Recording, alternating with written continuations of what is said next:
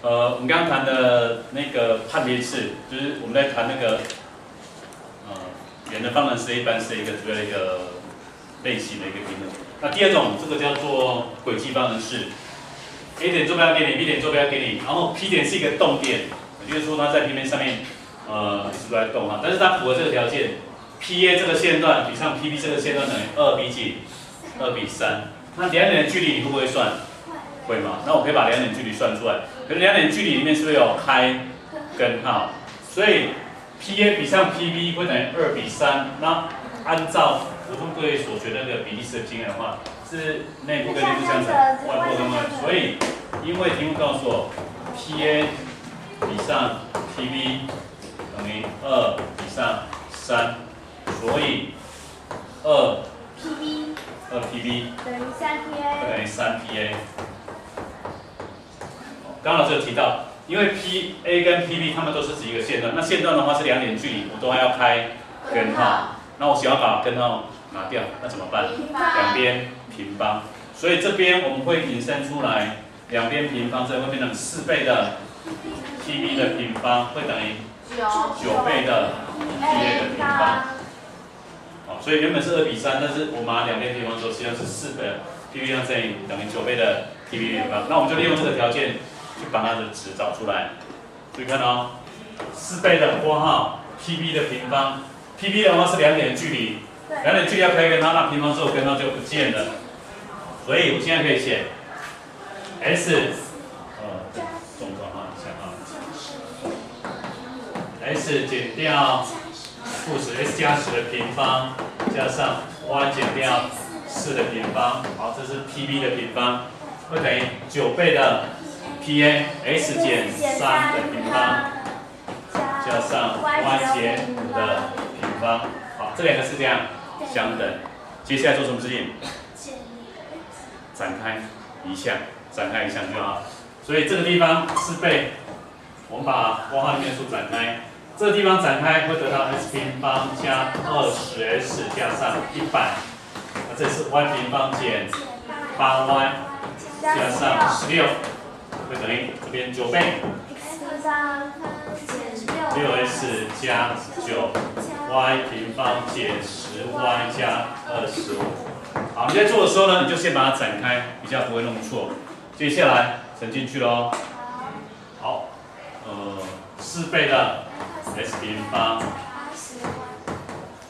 我们把平方这样放到前面。4倍 S 平方加4倍 Y 平方，20S 乘2，80S 加32的 Y 加上，注意喽。这是100，这是16，116乘以4，164，好，会等于9倍的 S 平方加上9倍。不对了，116乘以460，抱歉哈，464才对，464，那是1个。好，加上464，会等于9倍的 S 平方加上9倍的 Y 平方减掉96，4S 减90Y。25加9，34，34乘以9，34乘以9的话，30乘以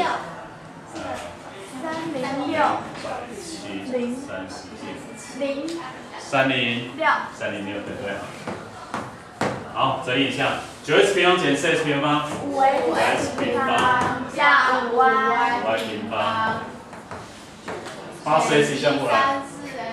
减54减80减134S， 减32一项过来加32，减90加32加58Y， 464一项过来减464，158负的多少？158等于0。好，做到这里，好不容易把它展开，结束了，对不对？对。图形是什么？老师也没有讲到它长的图形嘛。可是我们发现一件事情，5S 平方加5Y 平方，S 平方 Y 平方，我们的原方程式是不是有 S 平方加 Y 平方？所以如果把5除以5的话，那是变成 S 平方加 Y 平方减1/5 34S 减1/58Y 减1/158等于0。是不是就好像一个圆的方程式？那如果要再确定它是圆方程式的话，就是判别式看它有没有大于0就知道了。不过这边呢，我们可能没有那么多时间去处理它了哈。你可以试试看，但是我告诉你，它的图形是一个圆方程式啊。这个来讲的话，不过我们这边可能没有让你直接再去做了，因为接下去的话，如果你能够把这个所谓的轨迹方程式找出来之后，这个就是轨迹方程式。哦，这就是轨迹方程式。大家想，哇，那这它长什么样子呢？那可能要画出来才知道了哈。不过一般它是一个圆的方程式，所以第10题这种题目来讲的话，它有举比值的话，记住哈，我们先把比例写出来 ，PA 比 PB 等于2比3，那2PB 等于3PA，那把它两边平方，变成4PB 平方等于9倍的 PA 平方。为什么要先平方？才不会根号，不会要哎，对对对，才会有根号。而且平方之后，前面2比3变成4跟多少？9。这个差别在这，因为很多同学常常会忘了，知道开根号要把它平方掉，可是前面那个2啊忘了平方，前面的3也忘了平方，所以我先把它平方完之后，你再去乘就不会错。所以这个部分，前面第一个部分就是希望你要先把线段 PB 的线段找出来，然后把它取平方。PB 的线段取出来平方，然后去做运算哈。好，你把它补充一下。